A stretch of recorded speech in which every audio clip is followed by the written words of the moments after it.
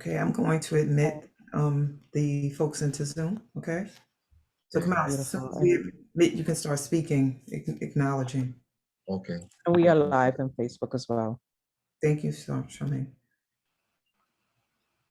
Here you go.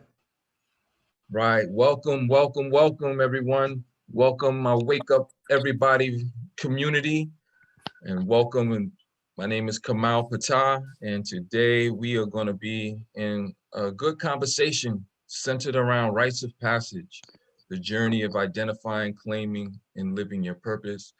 I'm grateful for your presence. Grab a pen, grab a pad. Good morning. Good dawning, Sister Teresa.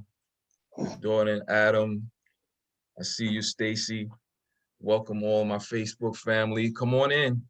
Come on in. We're gonna have a hands on the pulse conversation around our journey and some of those formal and informal experiences centered around your rites of passage and your passages.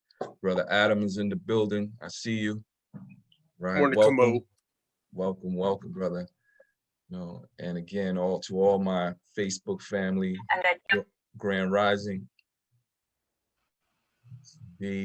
So yes, we are going to really have this heartfelt conversation today. This is not, a monologue. This is not a presentation. This is going to be all generated and a powerful exchange.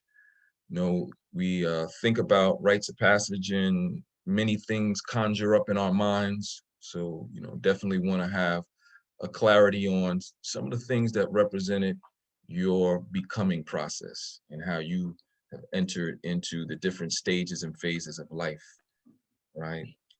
So we're seeing more and more folk coming on through, and we welcome again all of our Wu family, and really excited about today. Right. Again, my name is Kamau Ptah. I'm a executive director, consultant, educator, drumming practitioner, and a vessel, a vehicle for healing on the planet. At the core of the work that we do is really centered around identifying, claiming, and living purpose.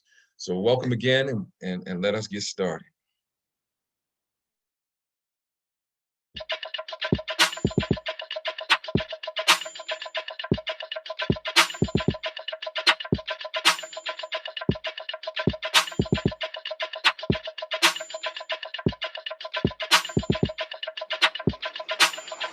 Wake up, everybody. It's time to get up. Wake up, everybody. It's time to get up. Stay woke. Stay woke. Stay woke. It's time to get up. Stay woke. Stay woke. Stay woke. It's time to get up. We're healing, we're dealing, we're growing. Together, releasing. We're teaching, we're moving. Together, we're learning, discerning. We're striving. Together, we're leading, connecting, transforming. Together.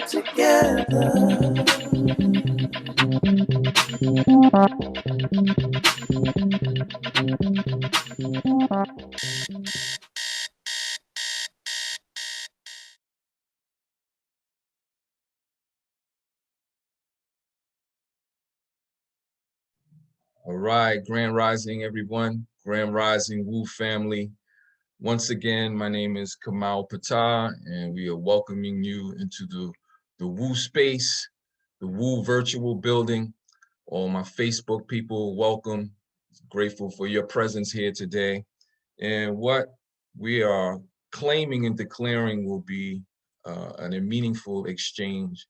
Hopefully you have your pens and pads, but most of all, really want you to be fully present and bring, yourself. Bring all of your achievement, the accolades and the divine qualities, as well as bringing your shadows, and those areas that represent challenges and traumas that are in your life. And this work that we do is really centered around having the ability to cross thresholds and being able to utilize all of who it is that you are to cross those thresholds. All right, so today's session is really centered around rites of passage and identifying, claiming, and living your purpose, right? But just to kind of get us started, I'd like to, center us and bring us into the space by doing a breathing exercise, right? It doesn't require too much, and we're going to do one cycle. One of the passages that I experienced in my 20s was through a martial arts called Kupagani and Gumi. And we used to do this breathing exercise called Shumoja, right? And so from where you are, it was usually done standing up, but we can do this sitting down. All right, I want you to just take a deep breath in and exhale.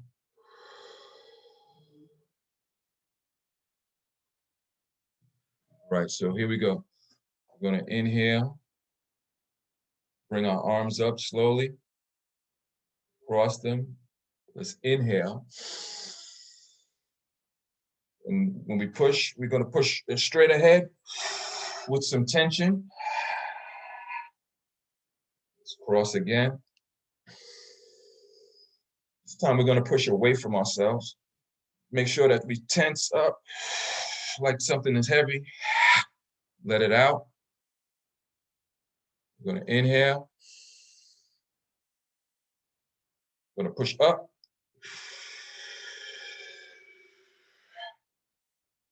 Inhale. And let's push down. Right. Okay, so we should be feeling present. It was a saying, if we half breathe, we half live, right? And so we want to make sure that we're taking full breaths. Right?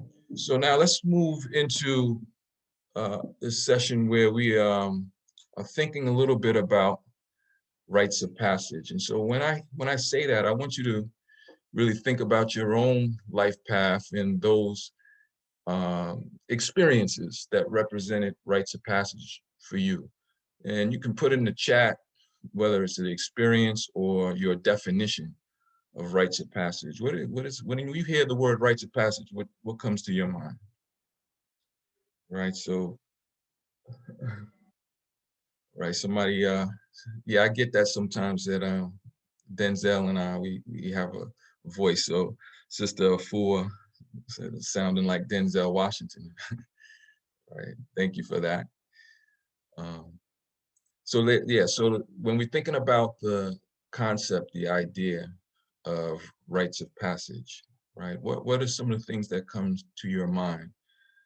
Whether that's in your own personal experience, whether that's in some of the things that you formally went through in life or informally went through in life. See, part of what we know here in the West is our experiences might not have been formalized, but it doesn't devalue our transformation process, right? So Sister Teresa says ROP means for a place of awakening, absolutely, an enlightenment, awakening process. When we think about the concept of rites of passage again, what are some of the things that come to your mind? Okay, so when we think about this rites of passage journey, again, from our frame of reference, it's vital because our experience as a people, we've been stripped from many of the processes and many of the methods and modalities that helped in our becoming process. In many of our indigenous African or indigenous American traditions, these practices were well received, and they were a part of the day-to-day experiences. right? A formal, Wendy's chimed in and said a formal transformation to a new reality. ROP can be a gateway to your power, I believe. Thank you, Adam. Coming next level, moving ahead, going to the next stage, phase of life. Thank you, Afua. Sister Zakia, experiences from which we are forever changed, awakened, and transformed. That's it. Those are very critical parts of any rites of passage or initiation. Simply put, there are a set of challenges that are designed to facilitate your becoming and your enlightenment and your purpose, right? And within these particular trials, there are different stages and phases. And again, those who choreograph and orchestrate initiation rites of passages, they are cognizant and mindful of the different phases and trials that they create. However, all of this is really for us to be able to navigate life and have the confidence and the courage to show up to life as authentic and purpose-driven as possible, right? And so here again, where we were not necessarily had those formal experiences, then we were positioned to be in a space where we have to maybe look through the rearview mirror and assess a little bit about our lives and how we arrived to where we are, right? Right. So what we're going to do to get started is we're going to go into a breakout room. We're going to be there for 12 minutes, and the guiding question in your breakout session will be centered on, you'll be introduce yourself, name, where you're from, right? You're going to speak about one challenge that you have overcome in life, in any chapter of your life, one challenge that you overcome, and then you're going to talk about the wisdom, the power, and the intelligences that you gain from that challenge that are still prevalent with you and that still help you in your life work. All right. So again, we're going to go into our breakout sessions. You introduce yourselves, your name, where you're from. You're going to look at one challenge that you overcame in your life, and then you're going to reflect on that challenge and recall the intelligences, the wisdom, and the powers that you possess as a result of going through that challenge. All right, so we're going to go into our breakout sessions. All right. So let's declare the time again. You want 10 minutes? Like, what do you want for the experience? Yeah, let's do 10 minutes. Let's do Okay, got 10 it. minutes. Thank you. All right, no problem. My pleasure. We create these. Give me one sec, bro. Okay. Well, it's still coming in too, so Yeah. that we covering everybody. And Charmaine or John, feel free to, if you get taken in, to come back out. I don't think you will, but I'm just wanting to be cautious. As soon as I set it up, more people come in. I love it. I love that it's moving like this. All right, so I'm going to open the rooms. And Kamau, you staying in here with us? Is that correct? Yes. All right. So if you get an invitation, just come back on out, okay? Okay. All right, thank you. Or if you get put in.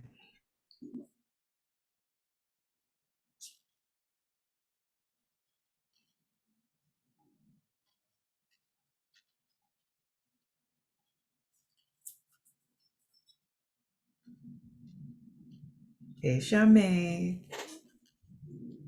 All right, we can start, you and I, answering the questions until the brothers come back, because I don't see them in the space.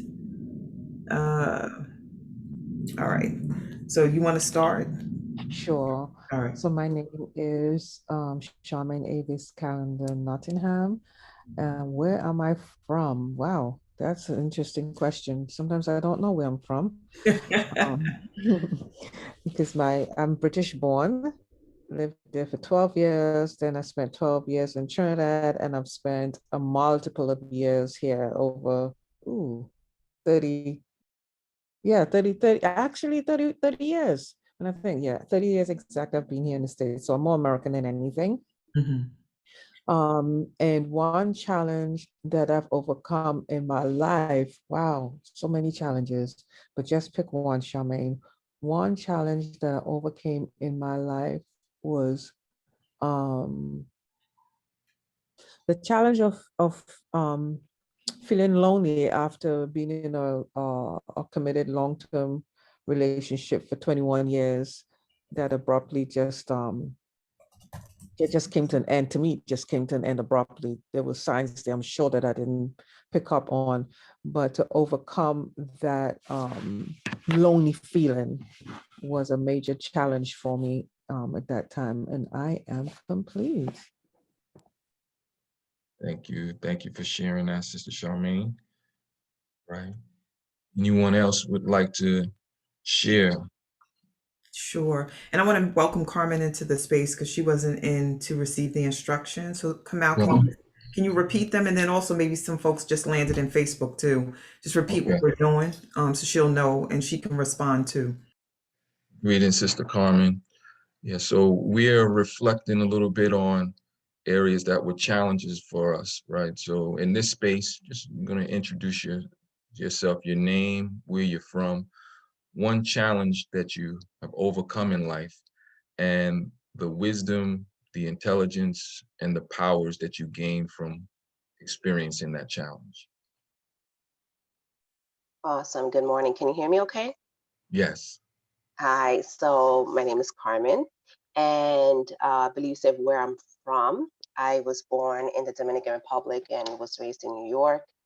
And the challenge that I've overcome, and the universe is amazing, spirit is amazing. So the challenge that I overcame was the death of my twin sister, and just managing so many moving parts and 7 children in total, including her granddaughter and my kids, and the wisdom that my life is mine and that I have a say in my life, and that not everyone is going to see the importance of my life the way that I'm going to see it, and that I need to be an advocate for myself. Yeah, so that's it. I'm complete. Thank you. Powerful, and appreciate your vulnerability in the space. Thank you, Sister Carmen. Thank you. All right. Anybody else like to share their narrative, their journey? Sure. So greetings, everybody. Greetings, Facebook family. My name is Shawnee Renee Benton Gibson. I always share my age. I'm 52 and feeling brand new each and every day. Where I'm from is Queens, New York. But I feel like a Southerner. My family's from the South, so they hail from, on my mother's side, Atlanta, Alabama, and on my father's side, Virginia. But a lot of New Yorkers, like my mother was born and raised here. My grandmother came here when she was 9. So yeah, I'm a New Yorker to the bone with this Southern warmth. And an obstacle similar to Carmen, like losing someone significant to me. So my eldest daughter, Shimani, died in 2019. She was 30 years old. And I was just like, whoa, that came out of nowhere. It was unexpected. It felt like I was being blindsided or hit by a dump truck. But it also awakened me to the power of life and how I get to live it. And I've always been like a really spiritual person, but it took my spiritual belief to the next level and my relationship with the ancestors, because she communicates all the time. And that happened before she passed, but she knows me. So the way she communicates with me as an ancestor is like she communicated here as best she can. But it just amplified my belief about there being another plane and how covered I am. And I'm complete. Thank you, Sister Shawnee. Powerful. And again, thank you for sharing that particular phase of your journey and enlightenment. Right. Brother John, did you want to share? Yes, I can share. And my name is John Carl Martin. I am from Barbados, and I left Barbados at 18, so I've lived in the US for the past 32 years. And challenge, want to challenge, there's so many. One of my biggest challenges is my communication challenge. And I grew up not knowing I had this challenge, grew up from a child into adulthood. Didn't find out until I was 32 that I had this communication disorder. And the the wisdom, intelligence, power that I've gained from this experience. Uh, Recently, in the past year, after taking on my leadership roles here in Wu and in a few other organizations that I work with, I have challenged myself to be more than what the challenge made me believe I was. Mm, And with that, I've discovered that I'm extremely intelligent, discovered my natural intelligences here. Um,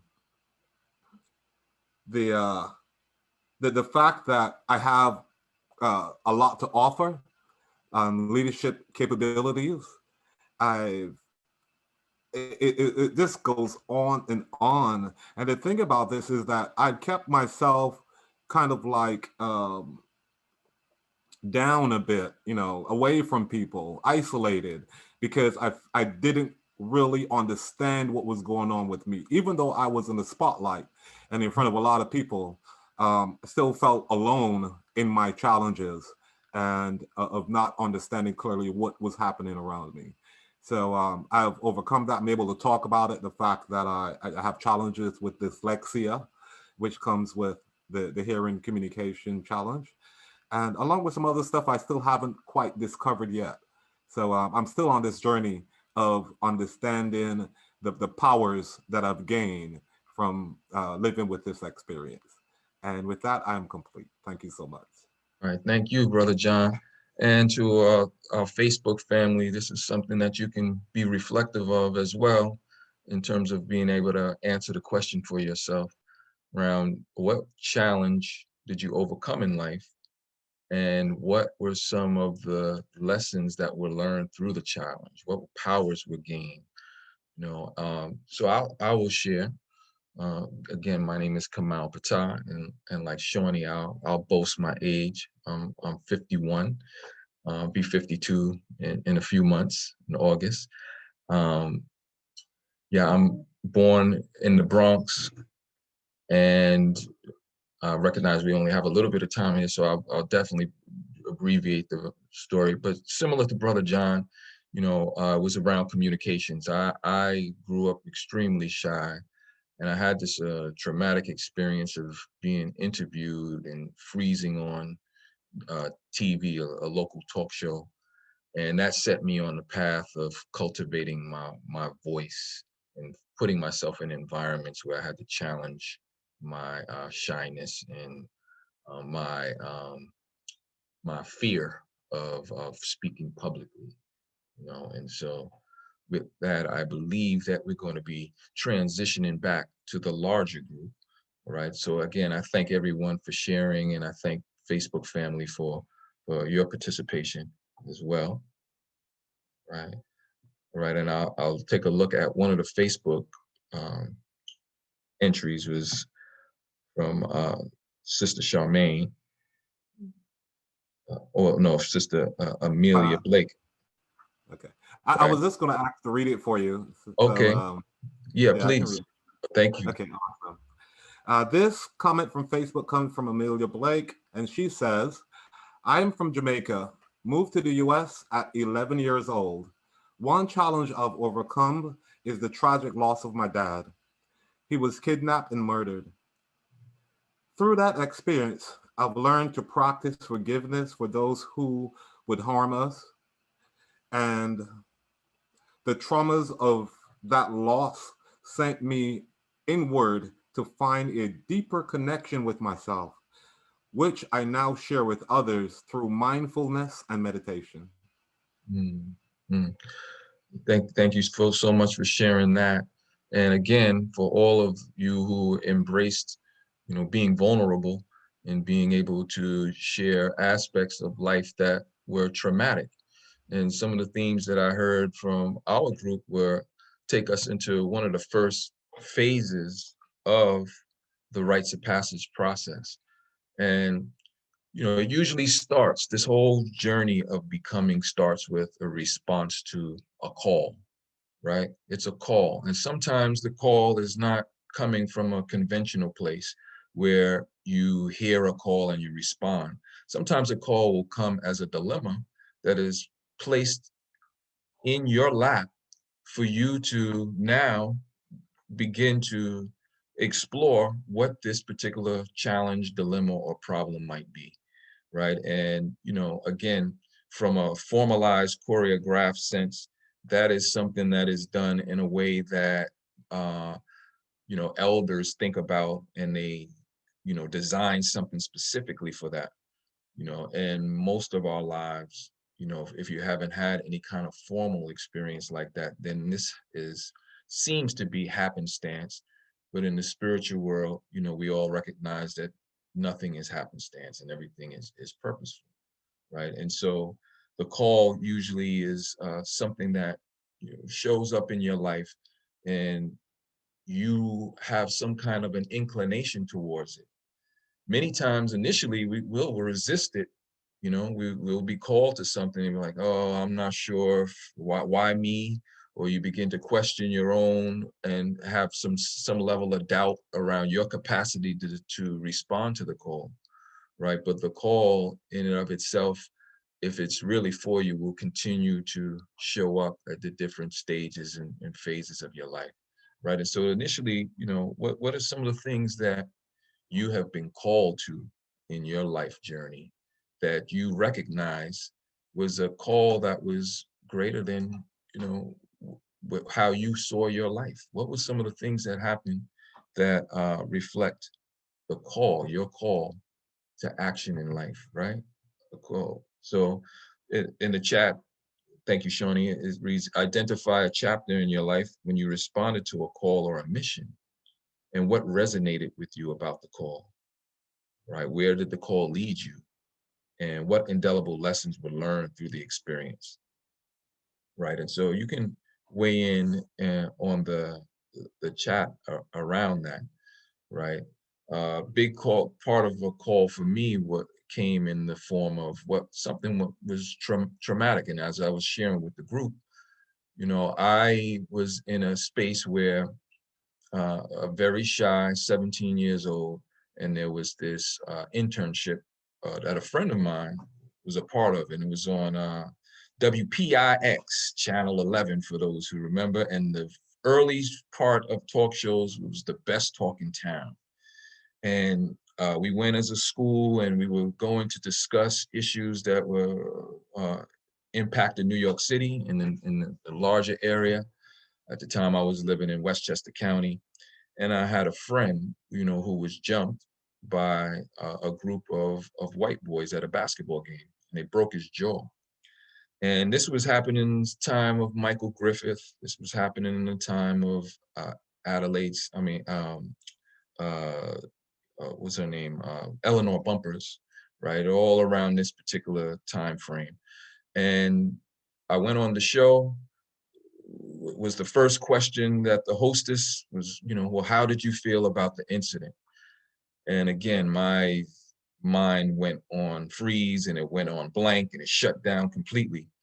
And, as more of the intensity and the encouragement of the hostess, she was trying to engage me, the more I became aware of the monitor, the more I became aware of my voice being projected over, the speakers. And I just kept on, was in a state, I felt I could hear myself breathing heavy. My heart was racing, my hands were sweaty. And then I just rejected the call in that moment to just respond to the simple question, how you felt. I did away with it. Then one of my friends on the way home said to me, oh, it's okay. Don't worry about it. Nobody was that concerned about what you had to say. because, you know, people considered me to be a handsome person at the time. They weren't concerned about what you had to say. You know, you look good on camera, blah, blah, blah, blah. So as a way of trying to compliment me, it was, you know, a slap in the face. And what occurred from that point was all I had to rely on that gave me any anchoring or life preserver was my grandmother would always say, you know, my name at the time was Mark.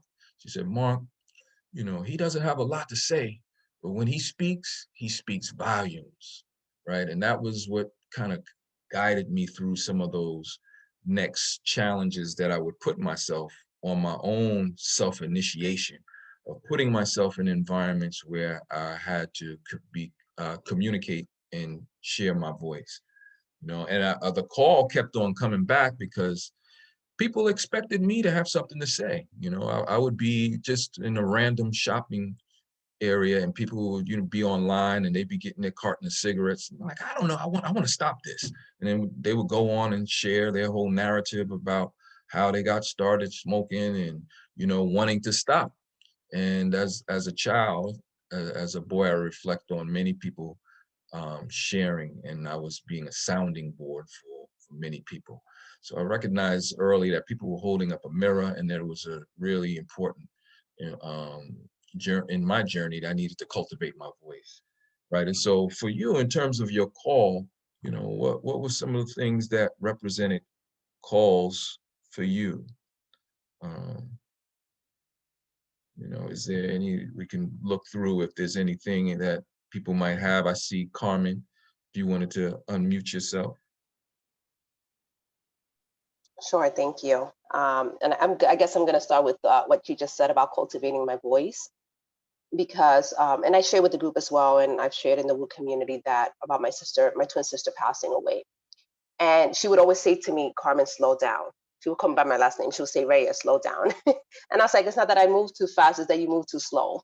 That was my conversation with her. But after she passed away, there was just so much going on, you know, with the kids and my mom. My mom had heart surgery a few months after my sister passed. So it was just so much, just a lot going on around. And I grew up feeling unheard and unseen. So I would be in the background and I was very comfortable in the background, although I knew I had a lot to say and a lot to offer. So I would kind of just stay in the background. So when she passed away, there was really a call for action. You know, everybody was just so deep in their grief, and I had the skills, I had the tools, I had the experience to deal with things. But the initial, I don't want to deal with it, I don't want to talk to anybody, y'all figure it out, I don't want to be involved, kept coming up. But I knew, like, again, like I could hear her in the background because I just wanted to rush through everything. I'm like, let's just erase all of this, nothing happened, go live your lives. But I had her in the background, Raya, slow down. And in slowing down, it forced me to get reconnected with my mother, with my children, with my nieces, um, but also getting reconnected with myself. And that, you know, I was grieving as well. I'm still grieving, and that I had a space in all of this as well. That I needed space, and I had to kind of, again, just cultivate my voice and tell people, you know what, we're not going to do that. That doesn't work. Or having time to, you know, I had to remove myself from situations, and I was in grad school at the same time. So just like really balancing this idea of my truth and the truth of others, that they can coexist at the same time. So I don't have to take from anyone and also not allow anyone to take from me. And it's just like this dance that I had to do with life, that I'm still doing with life, Mm-hmm. to just figure it out and create workability for myself, but also for those around me. Mm.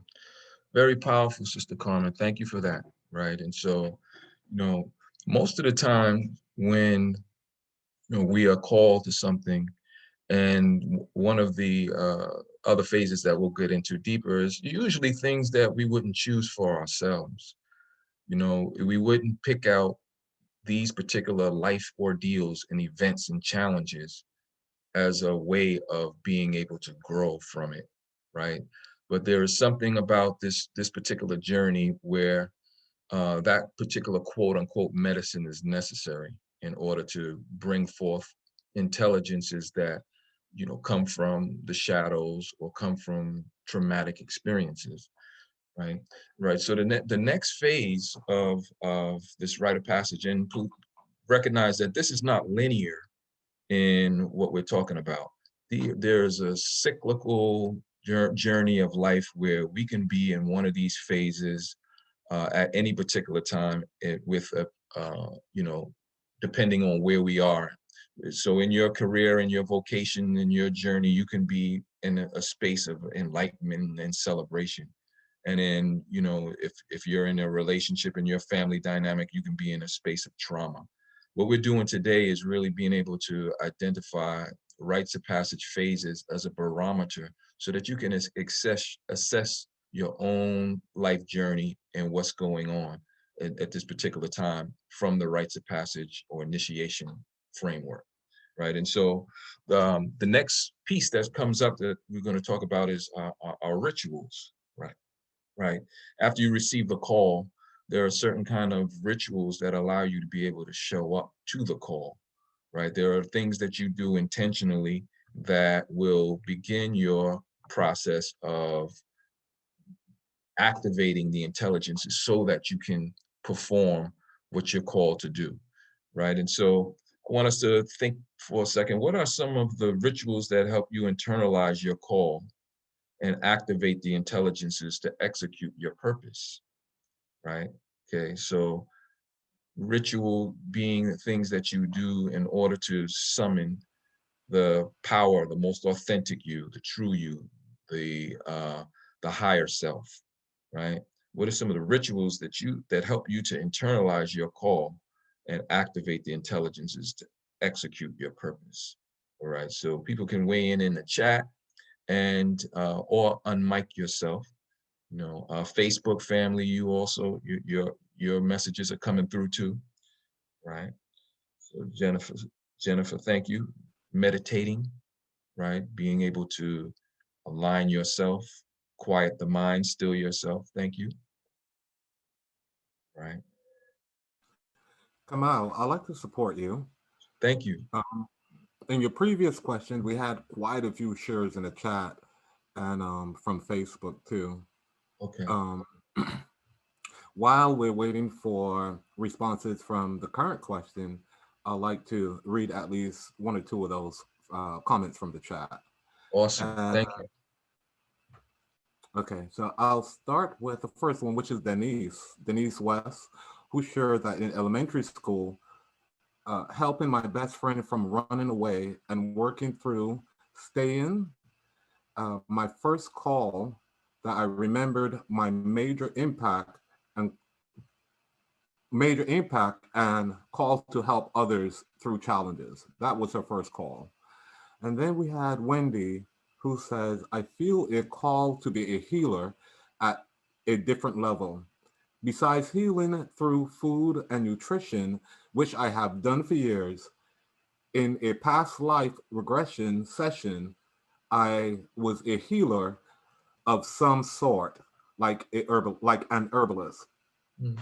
Then one of those shares came from Facebook, and this came from Teresa Placid. She says, my name is Teresa Placid, born and raised in Harlem, NYC. One challenge was my finances. I was close to filing for bankruptcy, housing court, etc.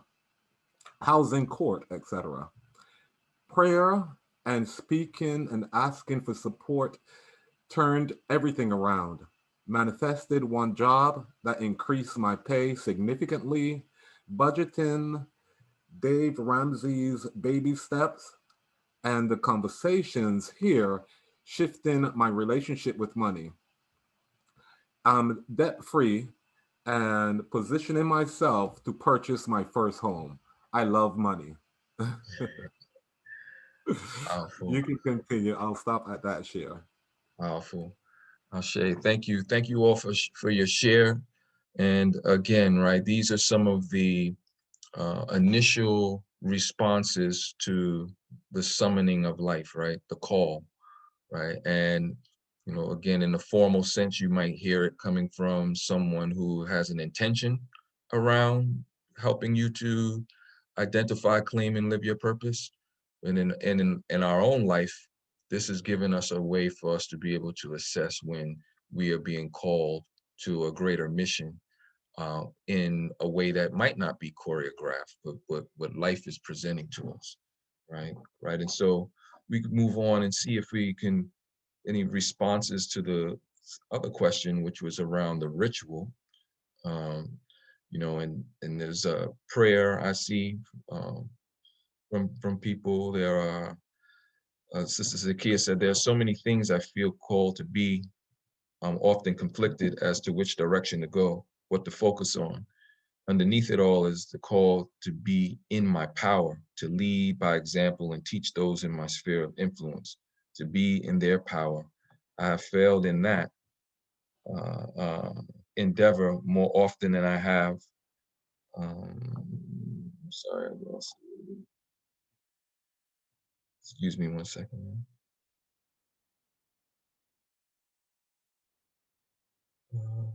That was, I'm sorry, I lost where I was with that, but I thank you for that share. You know, let's take a look now and see if we can look at the ritual space and what were some of the rituals that help you internalize your call and actualize the intelligences to execute your purpose. Right, I saw we said meditation. Yes, I was just about to mention that for you. Meditation came up quite a bit. Meditation, prayer. Let's see. Scrolling up here. Okay, so Amelia shared from Facebook shared watching the sunrise, grounding in the ocean, and meditating. Mhm. Nice. Right before her, Terry shared that she's working on myself and showing empathy. Carmen shared writing things down, checklists, and going to bed early, and breathing as I fell asleep. Right. Yes. I saw a share earlier too where someone said woo. That was Teresa Scott who said woo is one of my rituals. Keep me on track, healing and praying for others is also one of her rituals. Quite a few responses from this one. They're actually coming in here in the chat, coming in pretty fast, and just gradually flipping through them. We have drumming from Kojo being one of his rituals. John, can we take a pause? And we have two raised hands. So Kamau, you want to engage those folks? Absolutely. Thank you. Brother Amal, I see his hand up, and right after Sister Wendy. Yes, good morning. What I've added to my ritual, actually, I started out meditating, then I stopped meditating, and Spirit kept saying, you got to meditate. So I joined a little group. And what we do for around ritual is that it's quietly, silently, the whole thing is just silent. And we do a tea ceremony, we do yoga, and then we added a chant for perfect wisdom, which is, my goodness, it just puts you in a space of nothingness to where I'm just suspended in nothingness while I do a 25-minute meditation. And I'm telling you, doing that, the voice of Spirit is real clear for me. And I'm really grounded in what my mission and purpose is as a result of doing that. Thank you. I'm done. I'm complete. Thank you so much. Thank you. Right, and there's a saying by Maladoma Some, African shaman, where he says, "Where ritual is absent, there are no real elders. The children are violent and restless. The community is in despair." I'm paraphrasing, but that's what is the significance around this ritual and being able to be in a place where you can communicate on the highest level and still your mind. So Sister Wendy, let's hear what your contribution was. What I was writing, for me, the journey to finding calling or purpose begins with the journey to finding self. And what I did, the first thing I did was join a metaphysical church, and that helped me make a big shift in my thinking and my upbringing. It helped me to delve deeper into a whole new realm. And what I found is that life itself has been a ritual for me. Relationship experiences. So just actually experiencing situations and people in life, to me, is a form of ritual because you learn and you grow from that. So I see the experiences in my life as mini rituals. And then you have the formal rituals, and Be the Tree was one of the first or significant formal rituals that I've recently been through. And of course, this platform. So there are informal rituals and formal rituals, which all lead to finding that purpose and calling. For me, that's what I found. I'm complete. Yeah, thank you for that, Sister Wendy. You know, one of the pieces around this idea of ritual, they say without ritual, there is no real community. So I liked how you talked about, you know, how you, when you're engaging with people, how that's even a ritual for you, right? And how you're able to reciprocate some information, and how people show up and can reflect and be a mirror for you, and things that you need to hear at any given time in particular space that you're in. So I Exactly. appreciate that. Appreciate that. Do we have Angela? I see Angela's hand is up.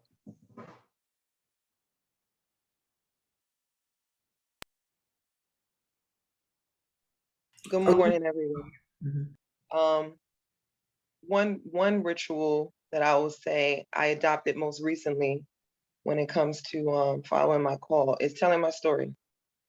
I'll meet people that I don't know, strangers, and if the space allots it, I'll tell embarrassing parts of my story, parts that I probably would have never just 2 years ago expressed to anyone that I didn't know because of embarrassment and fear of judgment. And so that's like a major one for me. Telling my story and even telling myself my own story, pretty much. Waking up in the morning in the mirror, telling myself those affirmations that releases the fear of embarrassment and judgment so that I can show up fully no matter where I go, no matter who I'm around, no matter the circumstance. And so that I would release comparing myself to other people when I do meet them, what their backgrounds are, creating ideas or creating stories around who they possibly are and what they could possibly think of me. Mhm. And yeah, I'm complete. Wow. Thank you so much, Sister Angela. That's very powerful. And we all are coming into greater awareness around the personal narrative as well as the collective narrative, and the power of being able to give recognition and acknowledgement to your own personal narrative, and not have the pattern of an attachment that might lower your frequency or put you in a state of stagnation based off of what you've been telling yourself. You have the power of your narrative. Lister Belt Middleton, in his poem on the origin of things, and you know, I've used this a lot within my work around rites of passage and owning your story and knowing your story. He says, sharpen your eyes, tune your ears, so you know what you see, understand what you hear. Minute by minute, hour by hour, as we know our story, we know our power. And when we say our story, we're not only talking about the affirmative side of it, because again, if we really understand some of the trials that we've overcome and some of the obstacles that we've faced, and some of those things that might at one point, like Angela said, represented shame or guilt, you recognize that that can be fuel in order to be able to help to activate your purpose and help to support others who might be experiencing some of those same wounds and some of those same challenges that you have overcome or are overcoming, right? So we want to take a look at that. So that looks at, so now we've been just a backtrack a little bit. We've talked about the call. We've talked about rituals. And one of the things that we also are factored in, and sometimes it comes out in the call, the trauma and the trials that are represented through trauma and the liminal period. All right. And so I would like for you to reflect on a traumatic event that occurred in your life. And in hindsight, what was valuable about what the pain taught you, and how was this experience shape how you currently view life, right? So think about, things that represented trauma, because this is really what starts to move and activate your initiation process. It usually, after the call, you hear it, but the real deep transformation starts to take place when you're looking at the trauma, right? And that's all relative to each person's life experience, right? The things that represented trauma to them and their interpretation of that trauma, right? And how are we interpreting the trauma and the feeling of going through something of isolation, right? So let's reflect a little bit on what the medicine of trauma was here to teach us. All right, I see a hand, Sister Teresa. Yes, hi. I just had a very serious revelation last night. I've been dealing with a certain relationships, and I said to myself, well, what if you don't, if you don't go back with the people, then what happens? And so what came to me was that there was a place of healing that they brought to my life, and so look at it as a healing section and not as a negative thing. And that was just so profound to me, because sometimes when a relationship doesn't work out for me, I get like, oh, what did I do? What did I do? But I didn't take that attitude. I took that there was some healing that took place, and whether it goes back to, it can't go back to the place that it was, because I'm different now, so it can't be back there. So in me choosing me, I saw healing.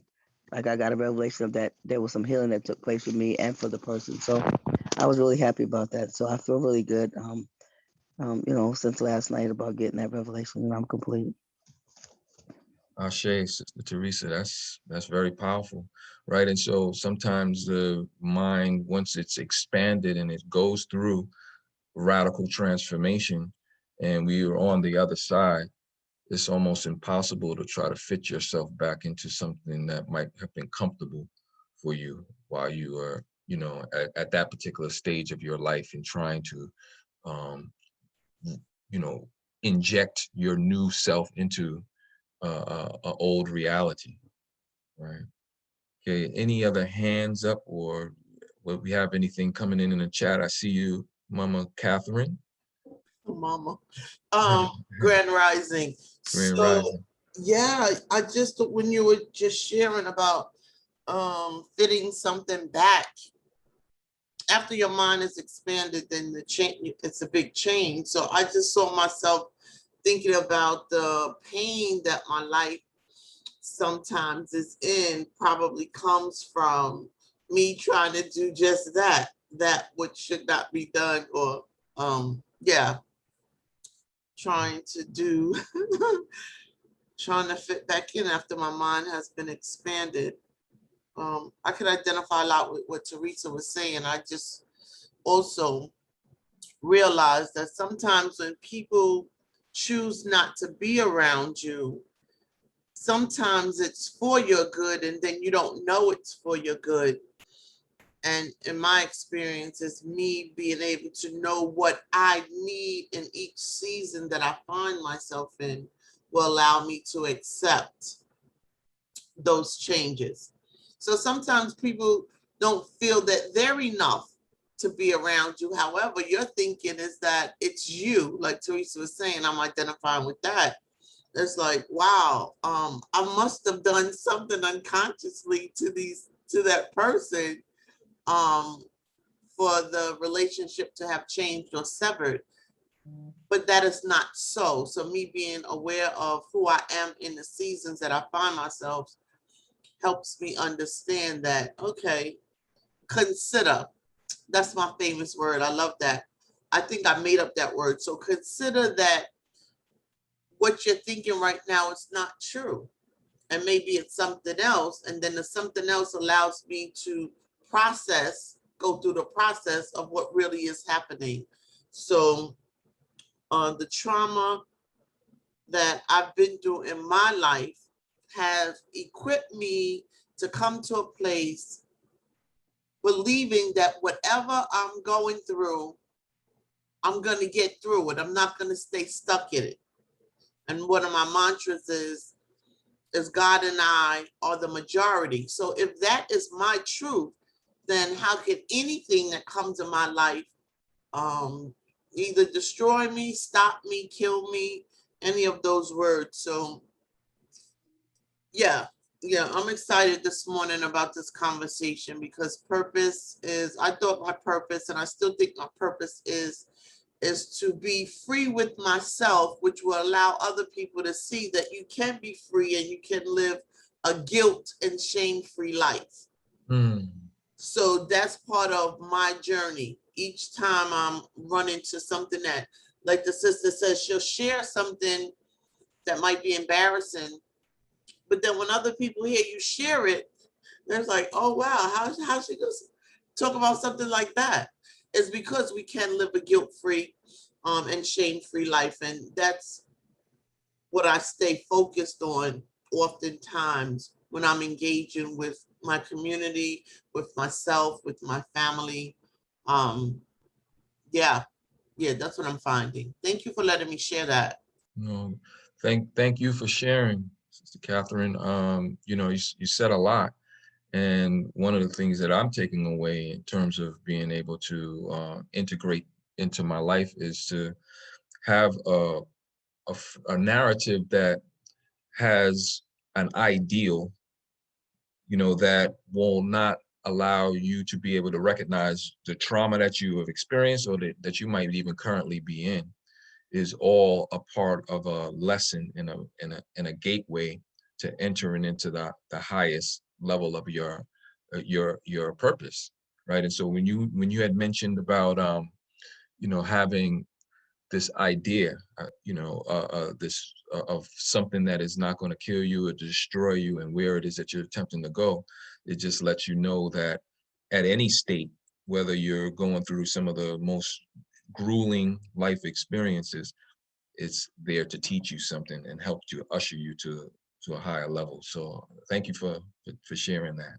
I think a lot of people were moved by your contribution. Thank you. Right. So anybody else looking at the hands and um, be looking at the chats? Does anybody want to be able to share? Did we see anything, Brother John or Sister Shawnee? Yeah, we're at the transition point for 8 o'clock where we make the announcement. So if you could do that, and then we'll call in a couple of more people. And I know you have I think 3 more phases to go. So I want to make sure you get everything you need to get in. So if you could say goodbye to those who need to leave. Prayerfully, folks will stay, but we'll see, and then we'll move forward. Okay, well, Williams family, once again, I thank you for your very active participation in this discussion that we're having. This is the transition period, so I'm hoping that people can will be able to stay for the next 30 minutes as we go through the next phases. For those who are attempting to reach me, you can contact me through Facebook. Right. You can reach me at my email, aquabin41@gmail, and my Twitter is jimbay69. Right. All right. So any other points that I need to make, administration? John, anything else before we move forward? John Carl? Oh, Yes. There's a lot in the chat, and I'll bring in the last one that jumped up to me, and one of the last shares, and this came from Catherine. And Catherine says, my children and I experienced a fire in our home. Thank God we lived through it, but we lost lots of material items and essentially our home. I had to learn to ask for and accept help from others.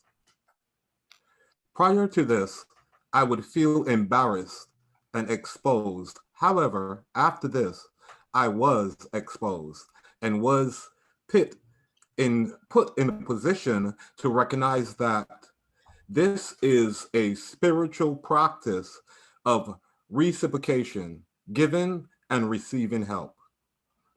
And I don't know if, well, I'd like to ask Charmaine, sorry, Catherine, if she would like to expand and share with her own voice some of what she shared here in the chat.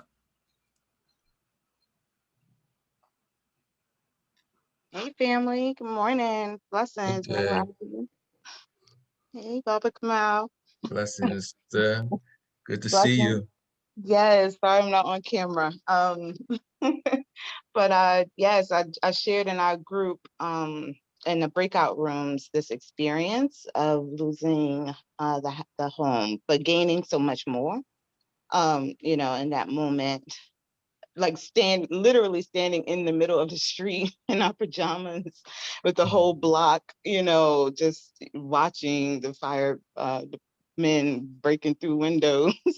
I've never felt so exposed. And, you know, the children experiencing their traumas behind it as well. But, you know, all of the doors and hands that reached out to help, you know, when me myself, you know, just Miss Independent, just always working, you know, just getting things done myself, not asking for help, you know, just making sure things get done. I was in a position where I had to accept help, and it was just such a gift, you know, to me to just kind of fall back and let community, you know, step in, and as where I have always been stepping in for community. So my husband, you know, husband now, boyfriend then, Kojo, who opened the doors for us, you know, just initially I was really embarrassed to have to, you know, move in with someone when I was always taking care of myself and my children.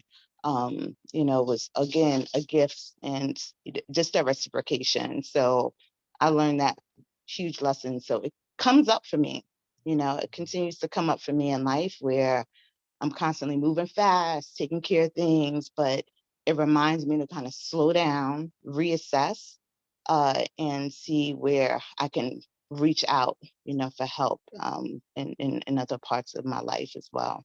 It's not always perfect, but that is the lesson.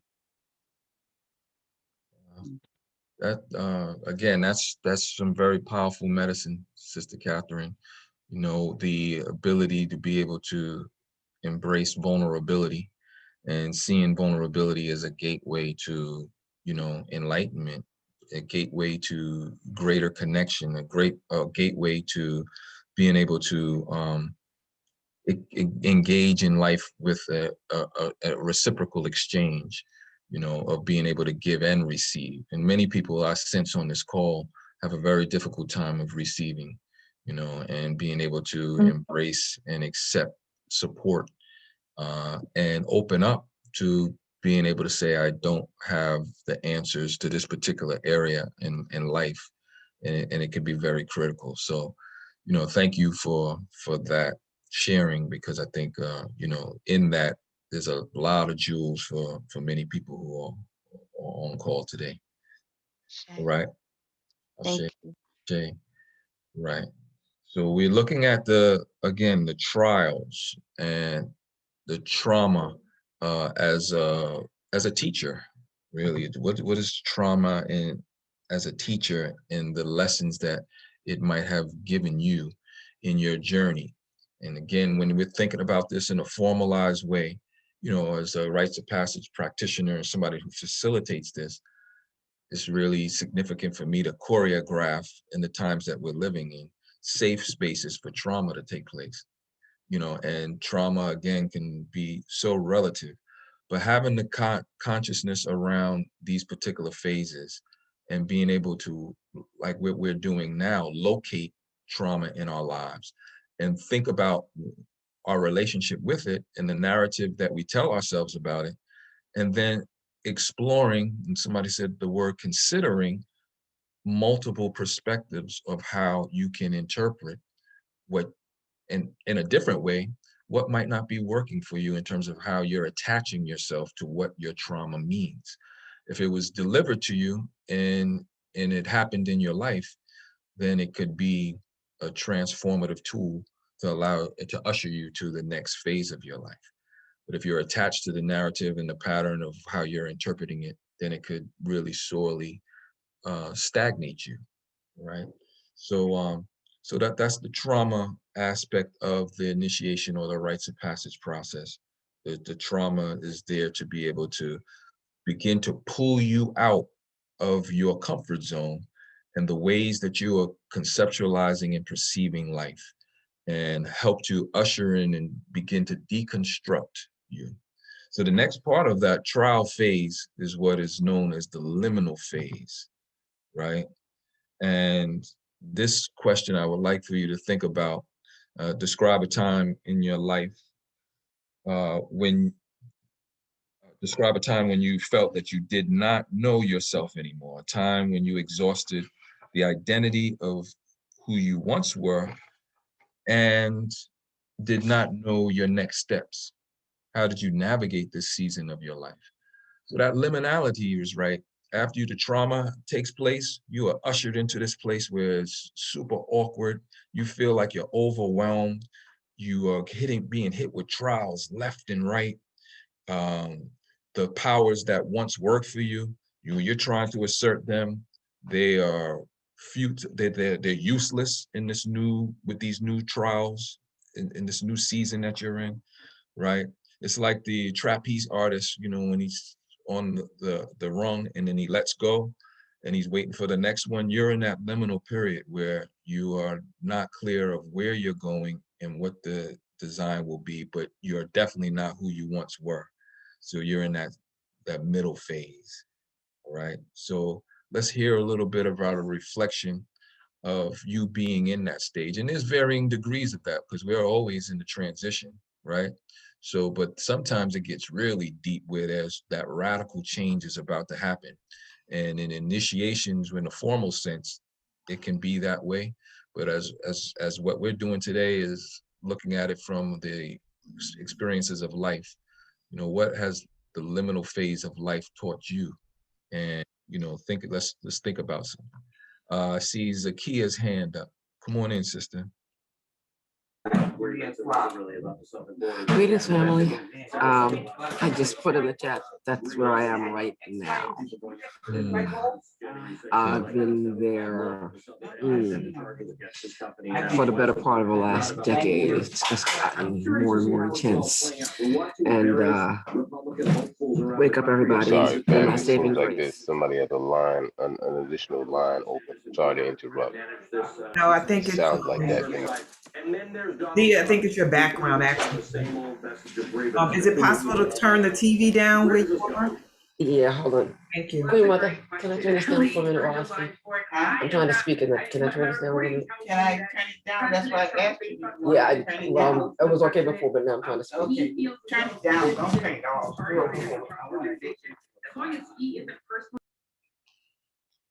gonna give her a moment.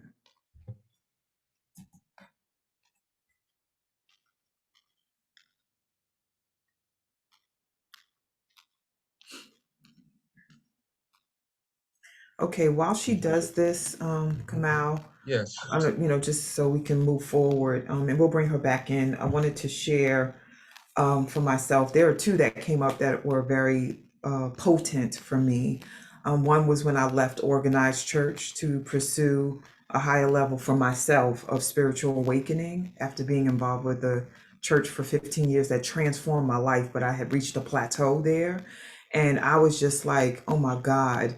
I wanted to start engaging in metaphysics and goddess worship and just looking at the feminine aspect of God. And coming from organized church, it was a Baptist church, but it was a very eclectic church. So part of the reason why I left is how they taught me.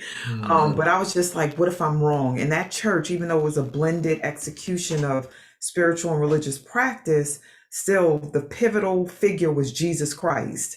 And I'm like, when I leave here, what if I'm wrong and it is Jesus and I'm doing all this other stuff and I end up burning in hell? Because I grew up in the church since I was like infant, before I can remember.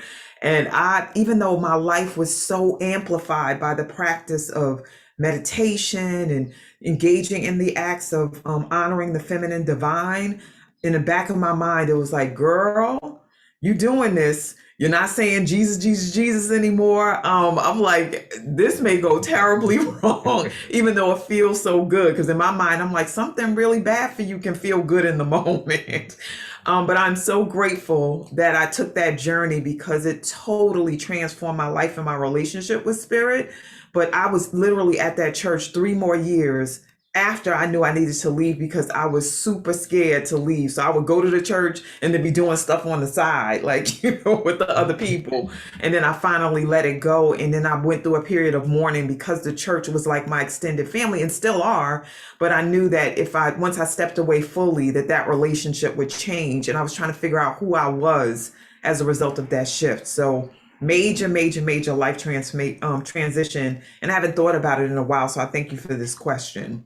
Yeah, absolutely. And it'd be interesting in not only being able to reflect on this, but, and people in your own personal space recognize what you do in that space, right? And for most, the only thing that really serves as any solace or grounding is to continue to show up and to continue to engage in the process and recognize that deconstruction is happening, and your ability to accept and to surrender to your transformation will put you in a place where you might be able to accelerate the transitions that are taking place. Right? Yeah. Thank you so much for that because I remember I was very involved with the church, like a leader doing all this stuff. And I remember sitting in the church Sunday after Sunday or other days I would go and feeling so empty on the inside. And the level of resistance was so palpable. It's like I'm resisting both things, resisting still being here and resisting this new frontier that I was on. So I felt like I was being pulled apart energetically, spiritually, emotionally, and mentally as well because of the push pull and the tug of war that I was engaged in with my spiritual evolution and ascension. So yeah, like I said, thanks for the opportunity to reflect. I want to write about this because it's something that it's in my book, but I haven't really unpacked it like I'm thinking about it now. So thank you so much for that. Yeah, so let's go ahead. Yeah. I see Zakia's back Yes. in the mix. She's with us. So thank you, Yeah. Zakia. Come on in. Yeah. Thank you. Can you all hear me better now? Yeah. Okay, awesome. Thank you. All right. So what I was saying is you asked about a time when you lost yourself. I'm coming out of that as a result of Wu now. I've been lost for close to 2 decades now. It started when my mom became ill and I became her full-time caregiver, and I completely lost who I was. And it just got worse as time went on, to the point that I lost my home. I lost me, it completely lost me.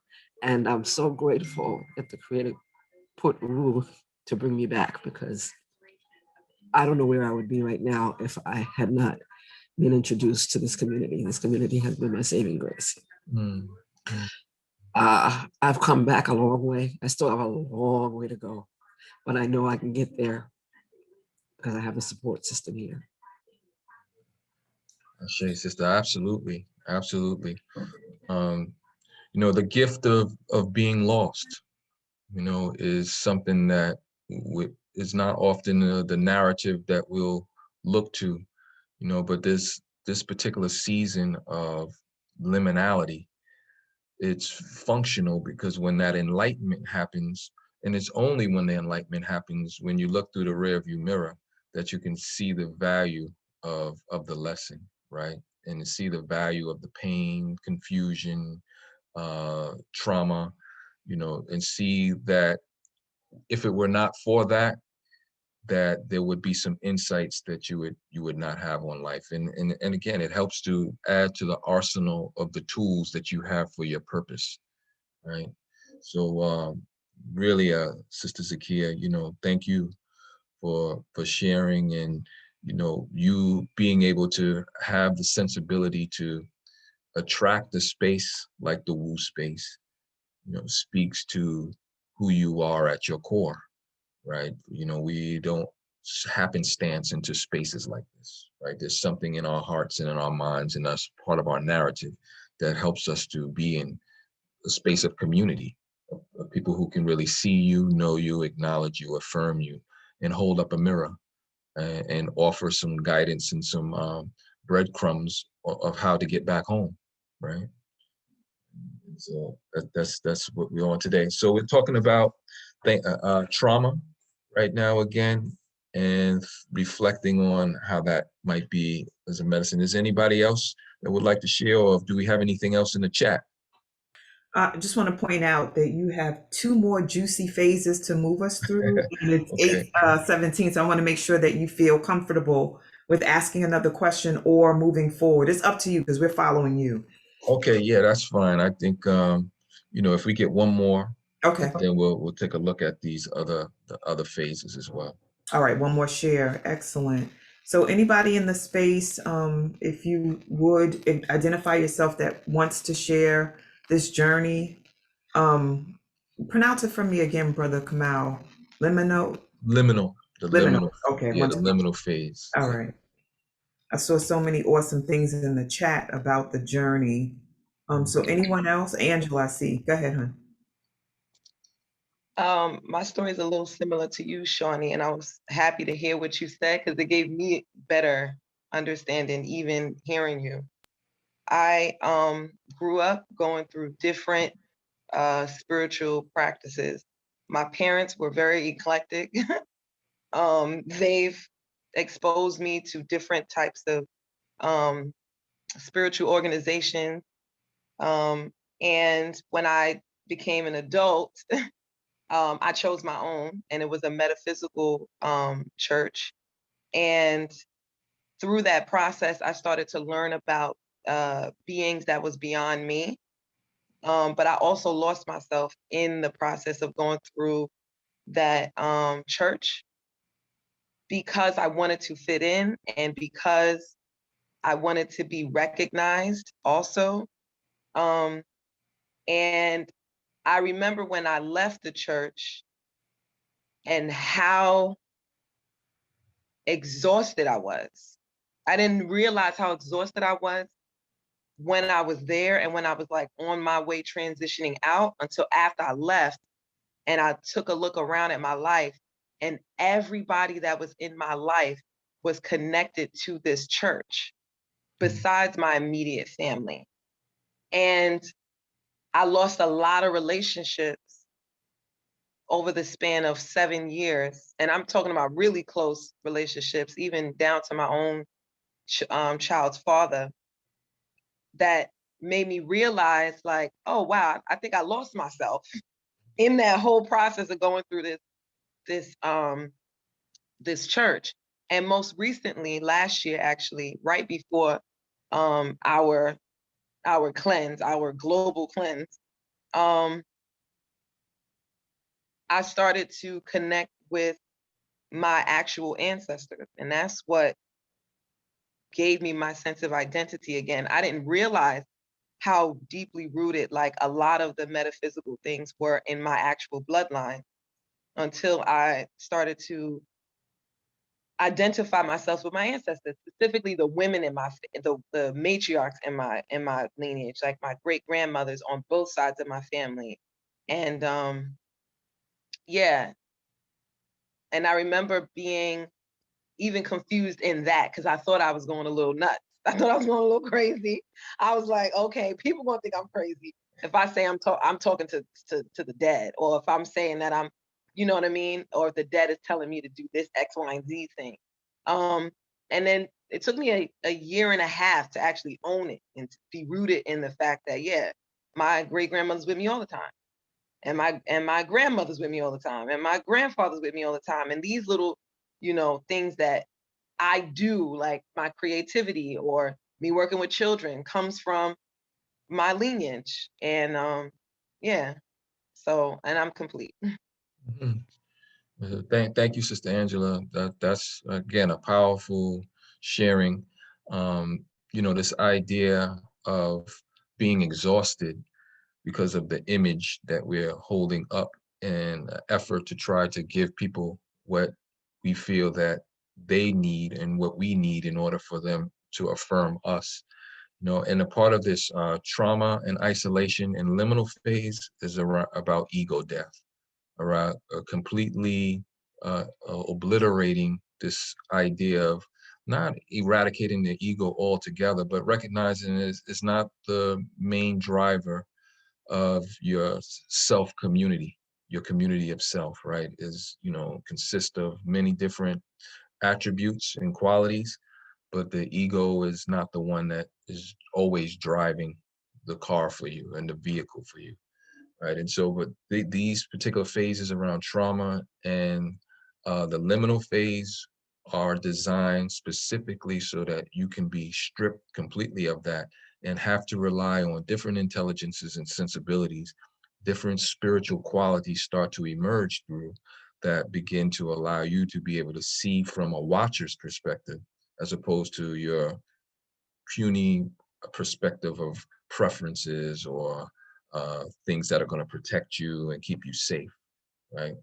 And again, this is a very tough phase, and to the extent that you are able to surrender and accept, and it helps to accelerate it, but it doesn't take away from, again, that intensity of the trauma and the feeling of not knowing who I am, where I'm going, and what my next steps are. Right, but all of that is purposeful, right? Because it leads you to our next phase, which is enlightenment, right? And so, being on the enlightened path, you are able to. So this is really critical, because some of us experience stuff, and we don't just struggle for struggle's sake, right? We struggle for a purpose. And so, what trauma and enlightenment will allow us to be able to do is, for the next question is, which is, I'd like for you to identify an aha moment where you recognize the value of a challenging ordeal, which birthed a new way of knowing and being. So let's be really reflective around overcoming, getting on the other side, and then really saying, wow, it was hell, but I really appreciate going through what that taught me, because now I'm able to execute these powers. I have these intelligence, I have the sensibility, and I'm free of some of the things that were really holding me back, things that were really holding me back. So do we have anybody that can reflect a little bit on the aha moments where we recognize the value of a challenging ordeal which birthed a new way of knowing and being? It's very liberating when you get to this particular point. Yeah, so there have been so many powerful shares in the chat about this whole experience, this conversation. I want to call in a voice we haven't heard yet to support. And Kamau, while I do that, for Right. this phase and for the next, how much more time will you need? We're with you, and I just want to make Okay. sure that you can share. I will, it's maybe 7, 8 minutes. All righty. Well, it's up to you. Like I said, Yeah. we're with you. Okay, you with me? Yeah. Are we doing a hard stop at 8:30? No Oh, hard okay. stops here. And we get to Okay. run this. This is not like, would you say WPIX? This is not like Okay, all right. WPIX. All right. I'm led to call on Sheree to answer this question, aha moments, and then also Nija, because I saw your share in the chat about the elimination of your position at the job. So who's down? Is Sheree unmuted? Or Nija? It's gonna close these blinds a little bit. All right, no problem. So Nigel, you willing to share?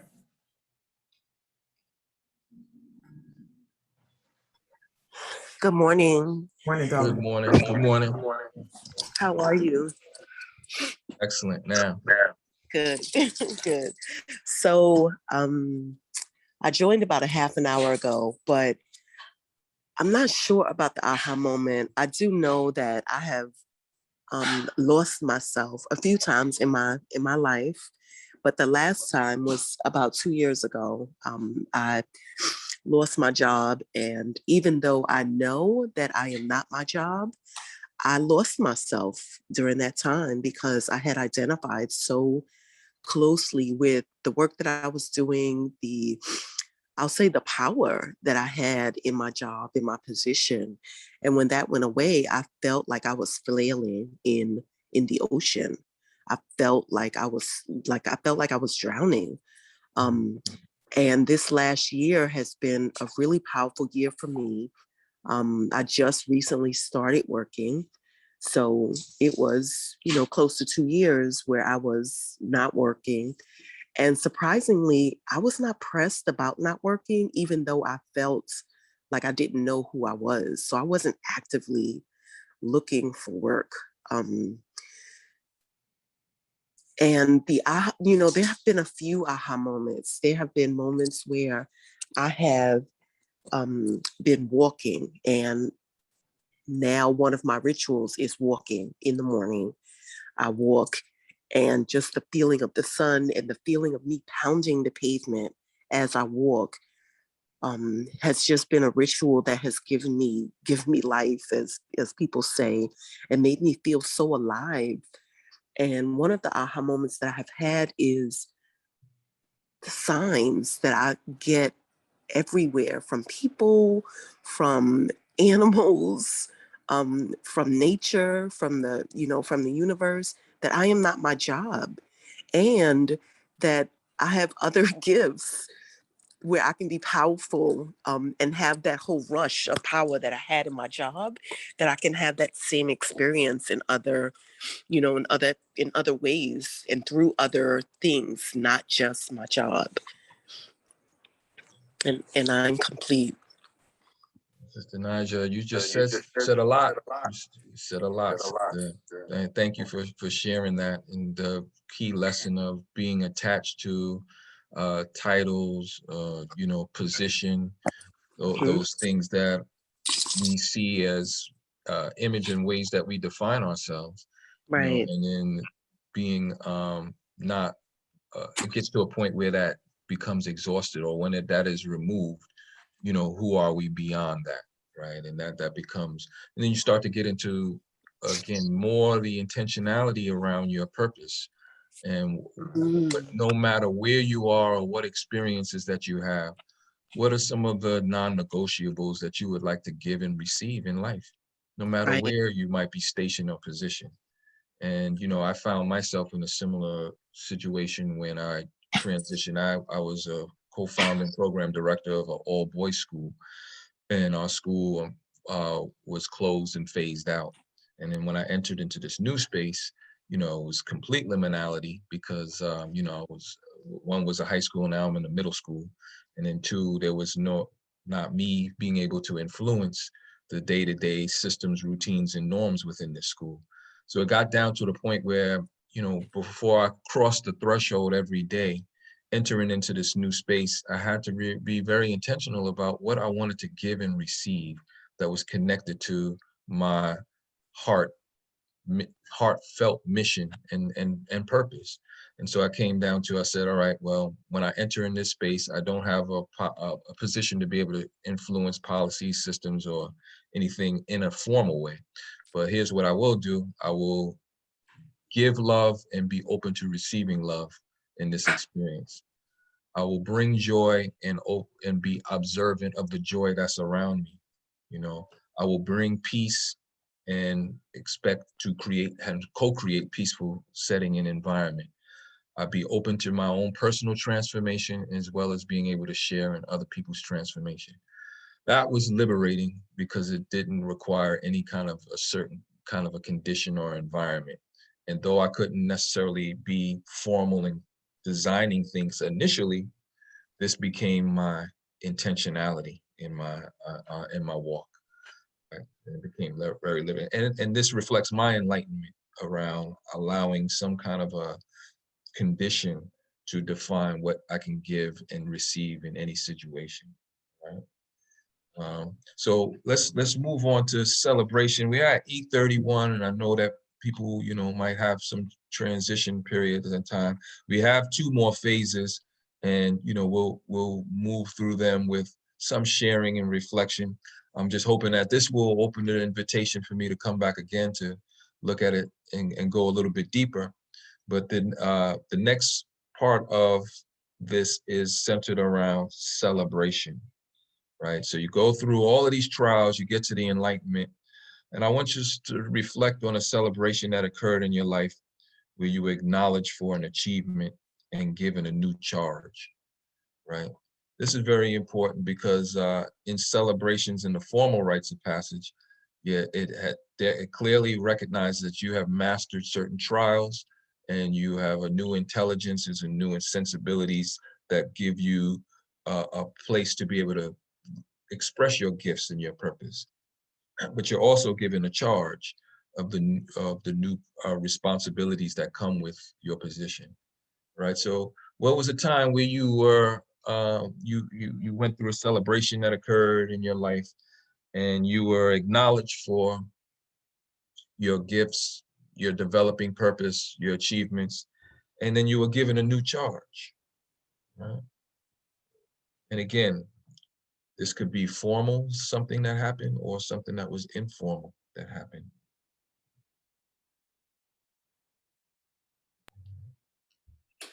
I'm gonna ask, I'm not sure that he's fully listening in, but Omari, are you there? And I see a hand, but I'm trying to bring in new voices. So y'all Okay. bear with me. Mama Miles' hand was up, and I know we spoke to her a bit earlier. So Omari, are you there? Are you able to share? Yeah, I'm here. All right. So you need Kamau to repeat the question, or you got it? I got it. Okay, wonderful. Just give me a half a second. It's gotta catch my breath. Okay. Running around, you you doing some Yeah, push-ups. Yeah, there's exactly. workout in Yeah. too. No, definitely. Kamau, I appreciate everything that you've been kind of providing us with today. All the stages and phases that you've been, speaking on have been things that have definitely, of course we've all been through, but I've never heard it, I guess categorized in such a way. But it's definitely that transitional phases of all these different phases that you're describing is like, man, like I'm definitely going through all of them. And as far as like the celebration piece, right now, like I am definitely in a transitional phase where I've taught formally like in classrooms, after school centers from pre-K to college, like all my life, basically, pretty much for about the last 18 years. And now like I'm in a phase where, I love teaching, I love the classroom, and I like my job, which makes it harder to leave. But I know that what I'm doing now is what I really want to do. And I'm a point in my life where I'm being kind of acknowledged for some of the things that I've been creating artistically. And I'm at that crossroad where it's like, all right, well, do I live in this and feel like, I can get as much out of myself and provide the community with something that's powerful, as opposed to sitting in a classroom and teaching children, which is also awesome and powerful, but doesn't have the same reach, and I don't have the same motivation in doing it. So, I guess the first time that I was really kind of celebrated for creating, and I was kind of thrown back by it, was like 2019. And I was in the not the African Street Festival, but the Fulton Art Fair. And I got first place for the Fulton Art Fair. And that was awesome, so like that kind of gave me some more drive to keep going. And, after that, Shamani had passed. She passed that following season in the fall. But after she passed, like my art really just changed, you know, and I really try to put all my energy into it in terms of creating stories and narratives around, you know, what I go through, around what our culture and our people go through. And, you know, it's the loss has elevated me in terms of trying to be, you know, hypersensitive about all things that are around me. And it's really showing up now in what I'm creating, you know. So, you know, I'm super grateful and super appreciative of that. And, you know, I am also grounded and humbled by it at the same time. So, like, you know, I know that that's kind of where I need to be kind of focusing on now, because it provides me with all those elements. And, you know, that's really what, you know, life is about, you know, going through those traumas and learning and pivoting and, you know, trying to find your higher self, and through all of that, you know, engaging with the community and, you know, trying to bring perspective and taking perspective from other people, you know. So, yeah, man, I'm complete. And again, you know, just thank you for the conversation. Yeah, brother. Well, thank you for that share, brother. And it sounds like you are making yourself available for your next cycle and your next transition, which, you know, you fully own and define. And so, yeah, the classroom space, you exhausted that. And so there's no need to feel any kind of guilt around that. I'm sure you poured everything into it. And so now it's time for you to do the work that you have been acknowledged and affirmed for and celebrated for. And then the possibilities of being able to create your own program, curriculum, initiative around some of the work that you continue to, if you choose to do with young people, you know. But yeah, but the call is there for you to graduate to the next level, and it comes with its privileges, it comes with its responsibilities, and it comes with all of the cycles of the rite of passage at this next dimension, right? So I say to you, brother, and, you know, continue success on your journey. And so we're at the point now. So we looked at the celebration, and then after that, again, you know, you're acknowledged, you're affirmed, you're recognized for your purpose and the gifts that you bear. Now it's time to reintegrate back into the community that will benefit from what your purpose is all about, what your gifts are. This is without the community, we don't, what is a purpose, right? Without a community, what are your gifts and how are they shared? So, you know, the next phase is the reintegration. And what I'd like for you to do is to reflect on a time when you were given new privileges and responsibilities in your family, community, or work, and describe your reintegration process and how you were received by your circle, your community. Beautiful. Right? So let's you know, see if we can get some reflections on this. This is the last phase or stage of the rites of passage process. Please be reminded again that these are not linear, that these are areas of your life that are happening, you know, in different phases and junctures of your life, right? And so that's very important to realize. But this will give you a barometer and a way to be able to put your hands on your pulse around the different disciplines of life, different facets of life. Beautiful. Okay. So Cherie, I had called on her earlier, and then she Mhm. came back around and was like she was ready to share, and then we pivoted, we moved. But Okay. I trust that she will be able to share about reintegration too, Kamau. Okay. So I apologize, Sherry. no, no, it's all right. We So- flow. yes, that's right. Go ahead, Cherie. Yes. So can you please reiterate the question, and I'll be happy to jump in. Sure. So we're gonna like you for to reflect on a time when you were given new privileges and responsibilities in your family, community, or work, and describe what that reintegration process and how you were received by your community. Well, I guess the new responsibility that I received was being a grandmother. Mm. And yeah, can you feel the superhero in it? Like it makes you sit up straight, right?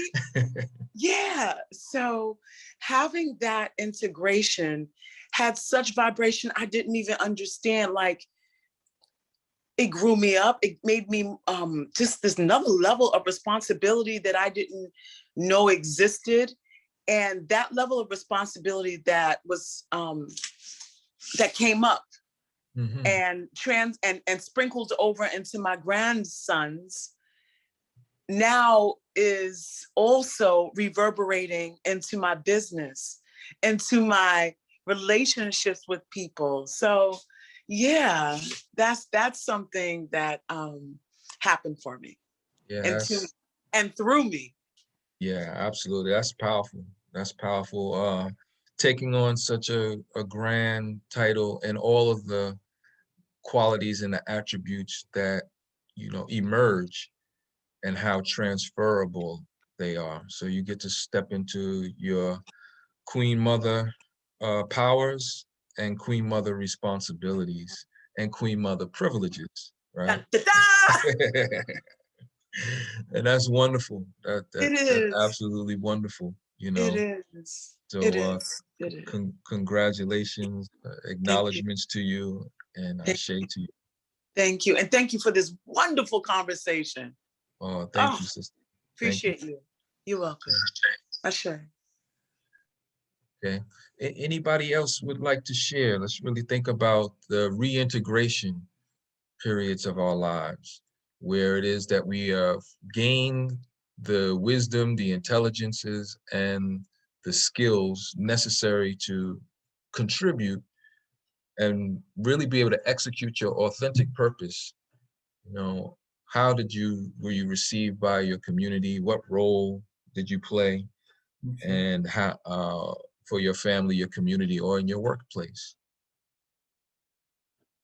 right? Anything coming in the chat? Yeah, let's see. Yeah, yes, there's definitely stuff coming in the chat. And as far as someone coming in to share, we have a chat portion here came in from Terry Ruffin, who said, I acknowledge that life and life experiences are not rigid, rather fluid and flexible. I no longer go along within my family.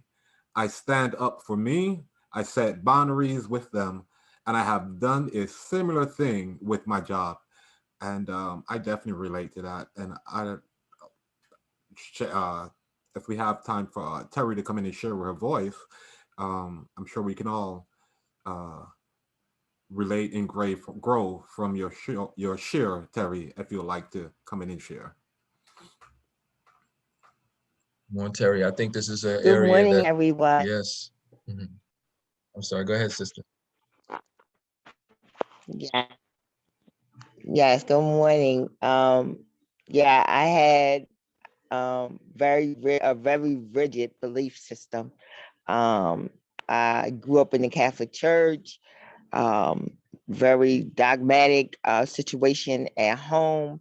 And in those situations, I often tried to live within the rigidity, but I was losing myself and it was starting not to make sense. And then when certain life experiences would happen and bump up against these rigid beliefs that I had, it actually threw me for a loop, actually threw me into a state of depression, because when you hold on to something like it's gold, and now it's being challenged, it's like I didn't know what to do. I didn't know where to go. I had lost myself, and I just came to the realization as I came through, that I was the most important thing in this process, and that I had to stop, for lack of a better word, being a people pleaser. And I had to stand up for what felt right in my soul and in my being, and also being willing to deal with any level of rejection that may have come as a result of me making these decisions and realizing that I would still be okay. And I am okay. And I am complete. Yes, you are. And that was very powerful. Boundaries and being able to establish a certain type of a non-attached approach to your living, not detached, but non-attached.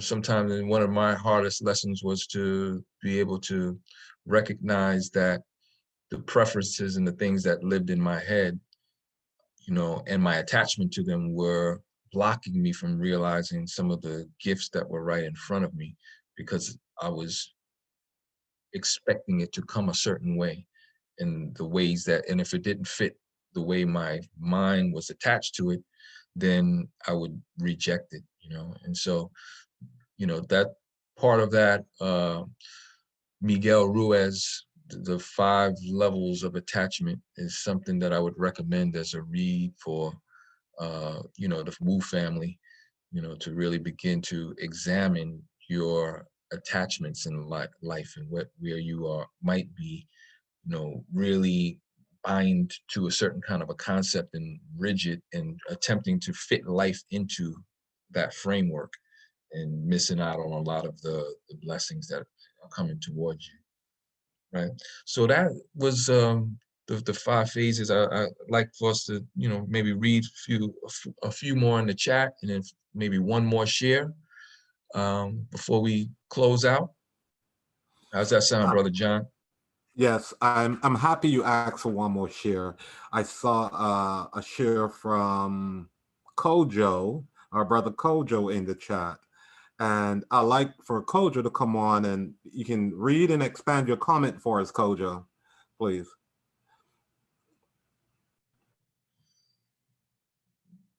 My good brother Kojo, the Jimbe Sorry about Fola. that. Peace to the family. Peace to the Wu family. Grand Rising. Sir. Brother John called me out. I wasn't ready. I was moving around.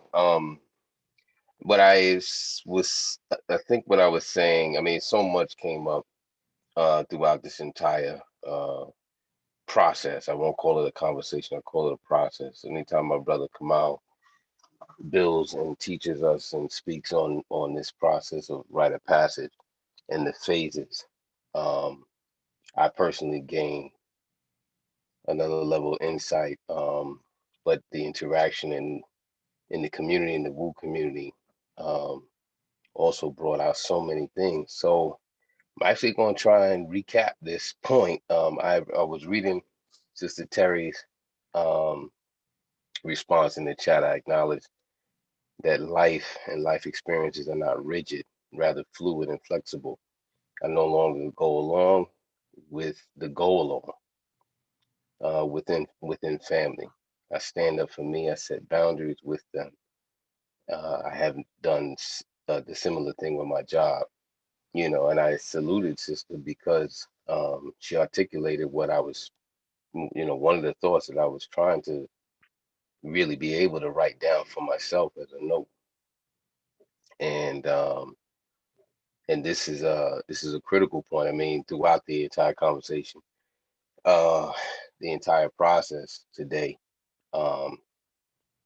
and this is something that I know because we work very closely with Brother Kamau on this in this work. And it's a constant fluid thing. This is not our rite of passages and even Brother Kamau and I's personal journeys, as even Sister Shawnee and I's, personal journeys have so much reflection and what, they both have done and what we've experienced together in different phases of our lives, resonate with me in so many different ways and show up in my life so many different times. So it's cyclical. It's cyclical. It's the liminal phase, which I find myself in a lot. um, how I'm struggling to find these points. How when we go through these rite of passages, it's part of the things that you're confronted with, or I'm confronted with, that I'm either reintroduced to move me to the next level, to knock me upside the head, to move me to the next level, in the reminder of, you didn't finish, you didn't complete, or you completed, and don't be afraid to move forward. Um, you know, and creating those boundaries, no longer having the personal trials and experiences with my blood family, with my personal family, and then also then to see those same things show up in my uh, communal family, in my community, in the work that I do. To be a teacher um, allows you to also see the reflection, to see the reflections in yourself in the work that you do. So as a drummer, as a drum teacher, as a teacher working within the school system, you know, rite of passage, this development of consciousness for me through working and experiencing uh, my brother Kamau, it wakes up the pun intended, it wakes up um, it gives you the clear picture. These phases, the articulation in the phases gives us a clear picture of of of of of the steps, and it's a constant recycling of the same steps, because our life is a journey, it is a process, and we graduate to these next phases and these next points, and each point is a celebration. Each point is a celebration, even when there's death.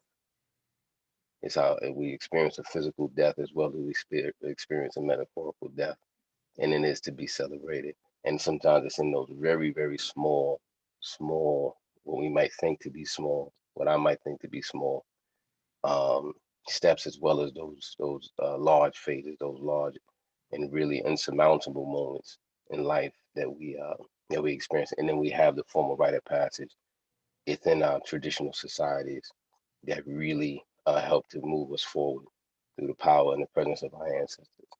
With that, I'm complete. Ashe. Ashe, brother. Ashe. Thank you, brother Kojo. Been on a journey with brother Kojo for 30 years, and many of the experiences and initiations that I described, he was right there with me at all of these various junctures, particularly on the Know Thyself path, and being able to integrate all of these experiences and recognize that these unique skills might not ever receive any kind of an affirmation in certain um, in certain institutions or organizations, but it's those of us who know the gift of those trials that you overcame and those initiations and the unique skill of having indigenous spiritual technology or ritual practice or modalities that reflect the core of who it is that we are and speak to a greater definition of who we are, more centered and grounded in from an indigenous perspective, which is always aligning us to, our ancestors, spirit, children, community, responsibility, accountability, all of those things that are lacking in some of our community dynamics that we're hoping to restore. And Brother Kojo, you're a big part of that, being able to carry the medicine that's necessary for us. So salute to you. And in closing, and I appreciate everybody who continue to stay with us throughout and really contribute to this conversation. I learned so much, and I'll open up for any questions at this point before we move forward. If anybody has any questions centered around what we discussed, or on a personal level, in terms of how I might be able to support some of the work that you're doing. So I had a question, and I see Jacqueline's hand as well. And I also wanted everybody to know that once we open this up, we might be here 2 more hours because that's just how this community is. So it's great, and I just want us to be mindful. So it was actually an earlier exchange between you and Nija, and it was about the aha moment. Like, where have you experienced an aha moment, and it manifested? Yeah, just a level of expansion. So she shared, and Nigel, you can clarify that she started walking as a result of this experience of the job being eliminated. And the first thing that came to my mind was that wasn't necessarily an aha moment, that it was a ritual that got manifested as a result of the shift regarding the job. And you, when you entered the conversation, Nigel, you were saying that you don't necessarily see the aha moments in it, but then you were sharing them as you were expressing with Kamau.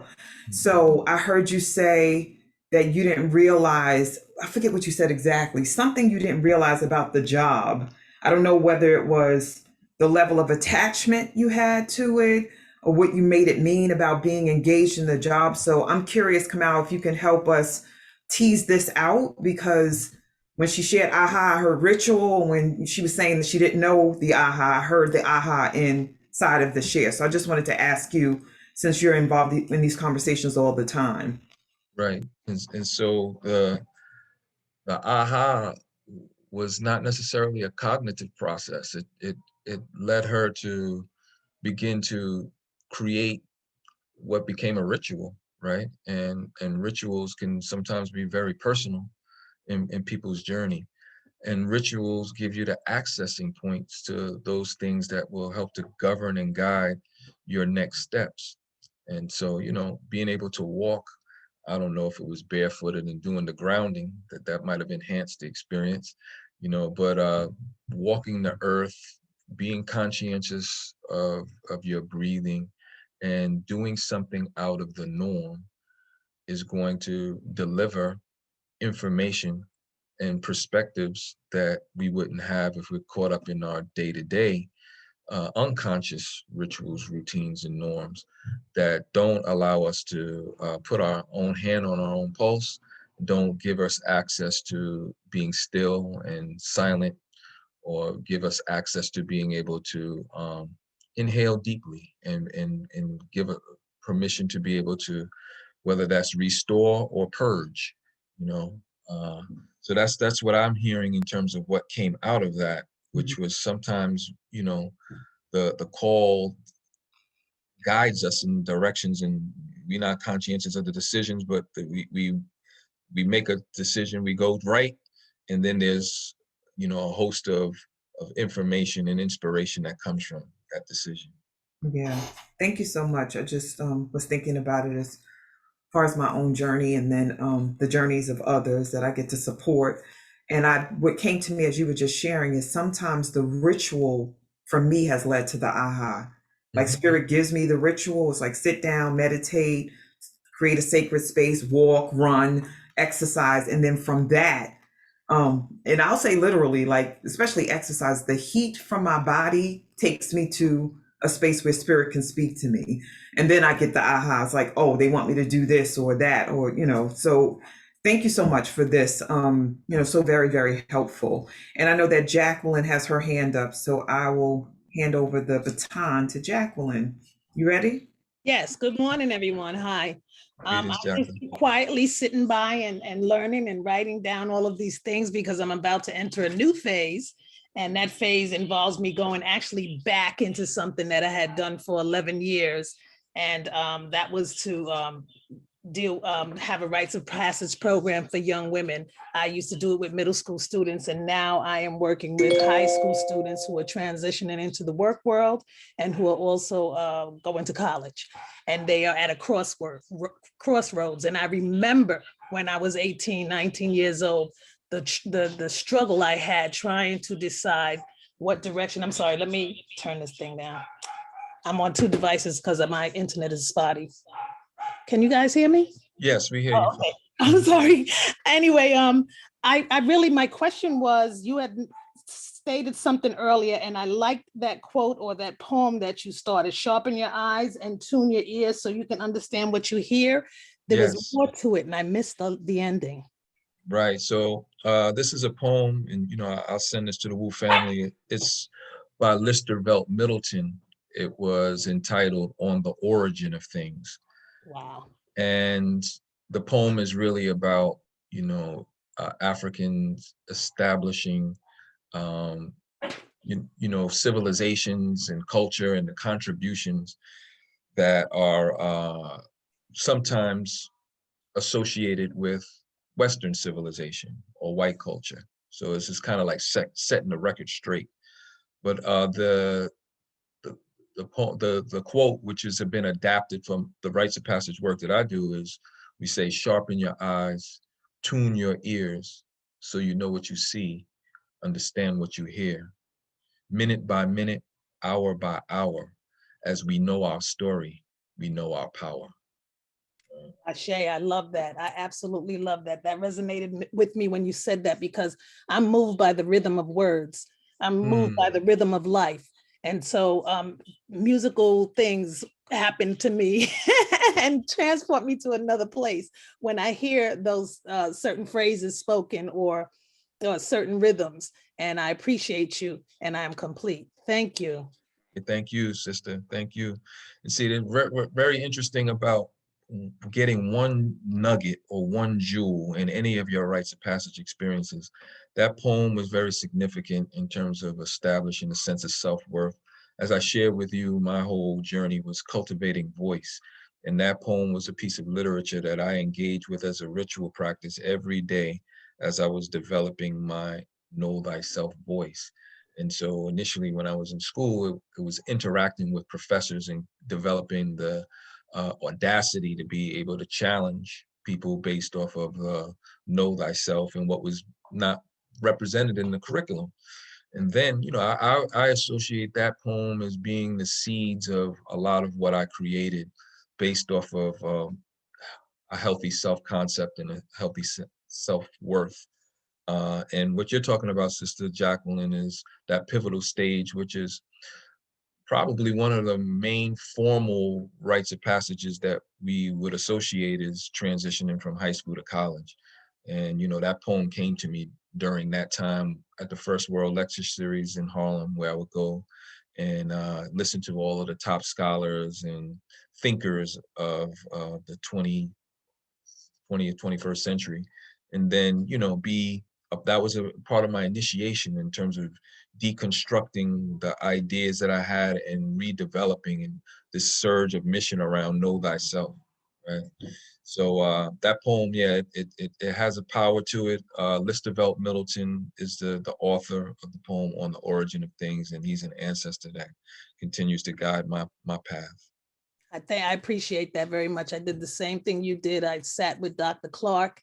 All of these things were happening at the same time while I was trying to figure out my next phase in life and where I was going to go, because I had experienced so much trauma and there was so much disruption that I was very confused, and it was almost like a whirlwind. So I can understand how these students feel when they're moving from that place where their parents dictated most of what they did into this space where they're more independent and now they have to make decisions. And it was very trying. I remember it. That's how trying it was. And I'm 59 years old. So I definitely feel that this is where I need to move at this time to help the students that I've known over the years move into that next phase of their life, or to help guide them to find their place and to find themselves, or at least get on track to go towards that purpose, because they may not know purpose yet. Right. I think these phases and these stages will give you a good barometer in terms of creating the necessary trials that prepares them for the next step. So. Yes, thank you. Okay, so it seems as if we are complete. Kamau, is that so that we can move forward with the closing pieces for Wake Up? Yeah, that's fine. I just wanted to offer my gratitude to everyone once again, and thank you, Sister Shawnee, Wu's administrative staff, and Wu community. Grateful for this induction. Yes. Exactly. You better be coming back too. Don't make us look for you. All right. So, John Carl, we're ready for the closing pieces for this session.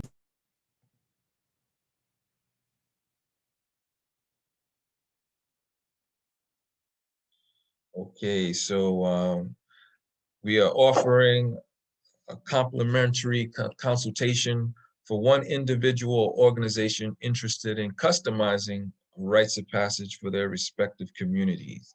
Right. So if you are selected, we're going to go through, random numbers choice around that, and you have 5 days to contact me and be able to get some support if you're thinking about customizing this from a organizational or individual. If you're looking to do something for your family, whatever it is that you're looking to do in terms of establishing a rites of passage, I can help to support you in the design work of that and choreographing what that looks like. Right. Okay, brother, I have selected a winner from your lucky number 5, and that winner is Amelia Blake. All Amelia, right. could you come off mute and share that you accept the offer? Come on, Amelia. Yeah. So I have a request, John, because I think Amelia literally just arrived in the space like 5 minutes ago. Not to say no to it, but just to ask her, just where she is with this piece, because this was like a whole powerful conversation. So there's two things I think about this. It's like someone new figuring it out and then exploring with Kamau, but it also I'm curious about whether this is her time to receive this. I don't know. So Amelia, if you can unmute, I know you just came into the space, so if you could hear us and share. Yes, I am gratefully accepting. This conversation has been amazing. I've been listening while I was doing my morning rituals of grounding in the ocean. And now I just got to a place where I could come into the Zoom room, and I'm so grateful. So I Beautiful. gratefully accept. Awesome. Look at you just arriving just in time to get a blessing. I love it. All right. All right, let's press forward. I didn't know you had already been engaged in the conversation during your ritual this morning. So that's great. All right, we can press forward. I do want to acknowledge also. Yes, I remember sharing some content from Facebook that she shared, and this is great because tomorrow Amelia celebrates her birthday. So Yay! happy birthday to Amelia! Happy born day! Happy Earth Strong, sister Amelia. Thank you. Happy birthday, Amelia. Happy Thank you, birthday. everyone. Happy birthday, beautiful. Happy birthday, Happy guys. birthday. Happy birthday. Happy birthday. Awesome. We're now here at your contact. Okay. Kamau, can you verbally share your contact? Absolutely. So the best way to reach me, family, you can reach me through Facebook at Kamau Ptah. My Twitter is at Jimbei69. And my email is akobin41@gmail.com. Right. So if any of these outlets are the best ways to contact me. And for today, love offerings and donations through the Zelle or QuickPay, SOW Leadership, Soul Leadership Development at gmail.com. Again, Soul Leadership Development at gmail.com. Cash App, $ Spirit of a Woman. And the code is number 361KP. Right, and that would be for love offerings and donations. That would be greatly appreciated. And so,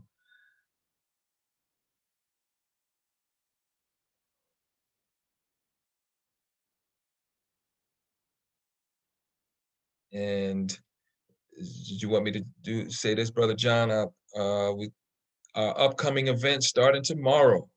All right, so Wu family join in tomorrow, Monday, July 5th, 2021. For gratitude and healing meditation facilitated by Sally Santiago. And then also on July 6th, join us for Fountain of Youthful Health, Get the Secrets of Youthful Freedom, facilitated by Kyra Harris. All right, that sounds like I'm gonna be tuned in, so I'm hoping to see everybody else, on Monday and Tuesday. Awesome. Thank you so much, Brother Kamau. And if you are new to WU, if you are new to our community, please share in the chat. Whether this is your first day, your first week, or you feel like you are still feeling brand new in the community, we want to welcome you. Share in the chat, whether you're here in Zoom or you're joining on Facebook, our community will be here to welcome you. So please share, and we will love to embrace. And don't hit it and quit it, as we like to say here. We welcome you back. Please come back and join us. And I will share the schedule for you very shortly. But and here it is. Our schedule: Zoom live workshop Sunday, Tuesdays, and Thursdays. We're here for our 90-minute session from 7 a.m. to 8:30, and sometimes we may go over, like today. And when it gets juicy like this, when it gets so potent and necessary, we want to complete by allowing our facilitator to complete their share.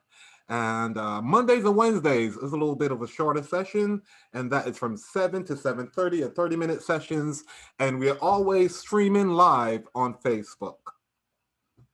And for WU alerts, you can text WU Nation to 74121. Again, you can text for our WU alert so you don't miss a session. You get your reminders there, and that is WU Nation to 74121. And here we have our WU swag. You can find it at bit.ly/WU swag. And that link would take you to our WU store, a WU Nation swag store, where you can find our WU products, mugs, t-shirts, sweatshirts, and masks you can find there. And you'll also be aware of the new swag that is coming very shortly. Again, the alerts also. Text the alerts and you get the following information. We want to thank you for we want to thank you and ask you to stay in touch. And some of the other ways you can do that is by registering. That's at bit.ly/wake up movement. Again, bit.ly/wake up movement. You can find us on Facebook, bit.ly/WU community, and on Instagram at Wake Up Everybody Virtual. We're also on YouTube at bit.ly/WU on YouTube. And again, our email, info.wakeupseries@gmail.com. And we thank you so very much for joining us this morning. And this is where you get to shower our facilitator with love. Kamau, this is your love shower. On mute, everyone. We'll go on gallery view and just share. Morning, sweetheart. Thank you. Thank you. Morning. Thank you so much. Thank again. you. Thank everybody who shared. It was so Awesome. Thanks so much. Thank you. That was a lot. Thank you very much. Go, Moved Ben. by the conversation. so much Thank you, value. Moved by the conversation. Thank you so very much. So moved by the So much conversation. to add Birthday to to the the birthday so much girl. wisdom, Everybody's coming out to I love you guys. National African Thank you Artists. very much. Try and connect with each other. Awesome. Thank you to Uh, all Do the better. admin team, Shawnee, Charmaine, and John Carl. We love you. I appreciate everyone. Everyone who shows up on a daily basis. We love you. We love you. We love you. Love you. Awesome. Thank you so Love much you. for this conversation. I'm validated and opened up. Awesome. Thank y'all so much. Mwah. So Have a appreciate you wonderful and hope to see Sunday. you Please remember to go to the Can't African wait to Art see you. Can't wait Festival to see you at my today. party on July 17th. Don't let me Today's the come. last day for the African Art Festival. Please go, please attend. Love y'all. Love y'all. Love y'all. Love y'all. It's like paparazzi. Correct? I think that Don't have an disconnect us, guys. amazing week.